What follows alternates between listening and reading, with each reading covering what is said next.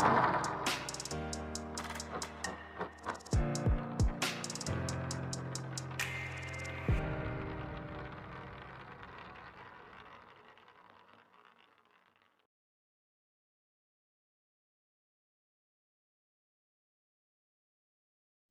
morning, children. Today we are going to describe how the metals are occurred in the earth crust. So most of the metals are naturally occurred in the earth crust. Among them, some are found in a free state like gold, silver, copper, but most of the metals are found in nature as a compounds of other elements. So these metals can be mined from the earth crust and can be profitably extracted into the metals, and this process is known as metallurgy. So those metals are obtained in the earth crust are called as minerals. From those minerals, the pure metals can be profitably extracted are called as ores. So here we are going to describe how these metals can be profitably extracted. So there are various methods are employed to convert these compounds of metals into the pure metal form. First of all, those metals are mined from the earth crust and then converted into their oxides. So then these oxides are converted into the pure metal, and so all these steps involved so many processes, and all metals cannot be extracted by the same method. So different metals have to be treated differently so that can be profitably extracted. It depends on the nature of the metal and also the nature of the compound, and also what kind of impurities are mixed with those minerals.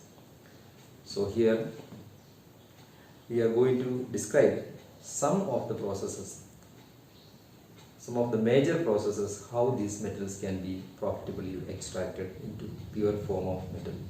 So during the process of extraction of metal, these metal compounds or the pure metal may be mixed up with a number of impurities in it, maybe rock particles, soil, and other oxides of elements may be present with those compounds. So first of all, these compounds have to be, or these minerals have to be treated with thoroughly, and different various methods are being used to treat those minerals in order to separate from the impurities present in it.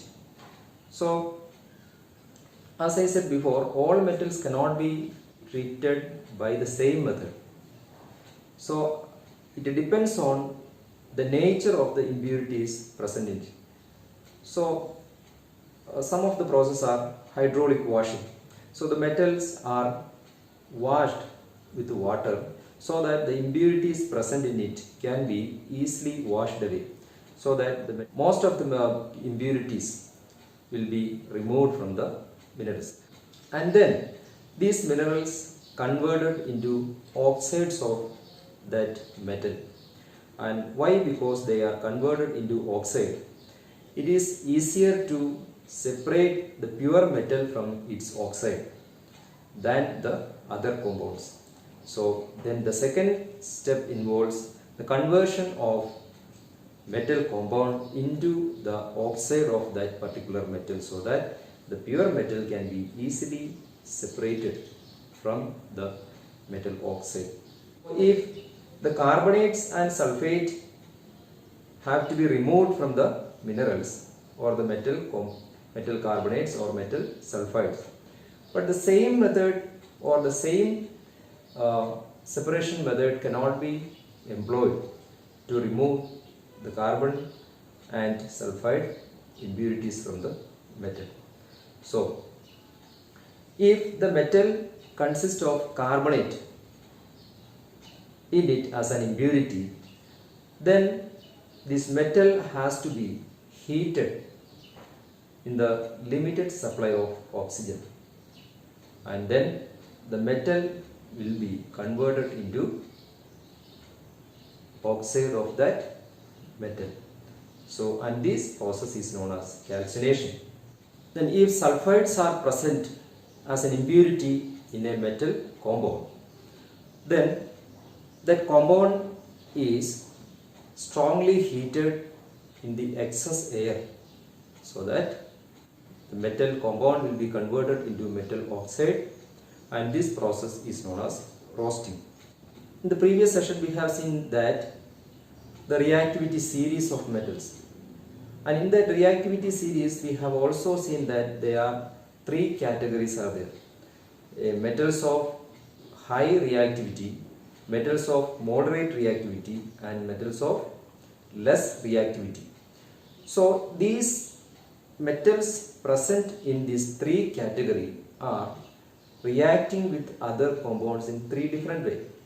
So in order to separate a metal from a compound of that metal, so these three categories of metals have to employ three different ways. The metals present in the lowest part of the reactivity series, they are less reactive in nature.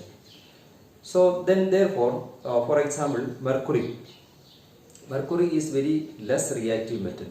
So in order to purify the mercury and to extract the mercury from its compounds, then they have to convert into its oxide. 2HgS, that is mercury sulfide, is present in mercury as the impurity. And what is produced? Mercury oxide is produced.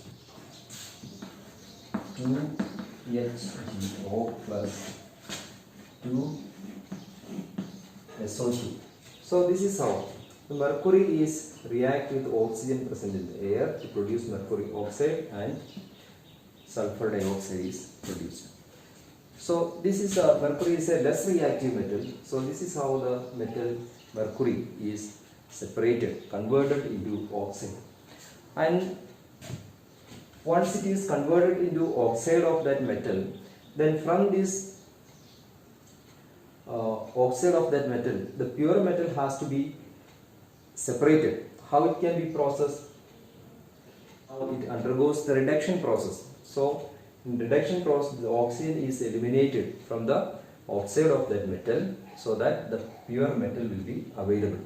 So then the reduction process, 2HgO, okay, and on heating this Hg plus oxygen gas is released. Now the mercury is separated from the oxide of that mercury oxide, so pure metal is available. So the metals towards the middle of the reactivity series, as I said, they may mainly consist of carbonates and sulfides as the impurities in it. So these impurities can be removed by converting the metal into metal oxide by the process of calcination and roasting. Once the metal oxide is converted, so then the metal oxide is then reduced into the pure form of metals. Then after this converting this oxide, so the reduction process we are getting the pure metal, and this pure metal 90% of free from the impurities, and still those metals will have some impurities in it, and then this has to be undergo the refining process or the purification process. Normally the purification process is employed as the electrolysis of that metal. During this process, impure metal is taken as the anode and pure metal is taken as cathode. So when the electricity passes through the solution, the solution of that metal is taken as the electrolyte, and when the electricity passes through the electrolyte, the impure metal from the anode is, so a pure metal is taken as cathode and impure metal is taken as anode. And when the electricity passes through the electrolyte, and the pure metal from the anode will be detached from the anode to deposit on the cathode, and a pure metal will be available. And the metal is availed or refined by this process will be 99% of pure metal. And now there is another phenomenon, that is corrosion. So corrosion we have already seen when a metal is, for example, an iron nail is left open in the air, the moist air. So after a few days, maybe a few weeks, we can see that a brown colored metal coating is deposited over the nail. And what is happening there? The metal reacting with the oxygen present in the air to produce the metal oxide, and that deposited form a cover over the surface of the nail, and this process is known as corrosion. So definitely the corrosion is a process in which the metal is lost. So in order to prevent this corrosion, so there are some methods employed. If the metal is separated or from the air, that means the oxygen supply is cut off from the metal, then it can be prevented. And this prevention, some normal prevention methods we are using. First of all, galvanizing the metal. So one less reactive metal can be covered over the surface of the more reactive metal, so that the oxygen supply can be cut off. And also another method is painting over the surface of the metal also can reduce the corrosion. And again, greasing also can cut off the supply of oxygen from the atmosphere or from the air, so that the corrosion process can be prevented. Okay, that's all about this topic.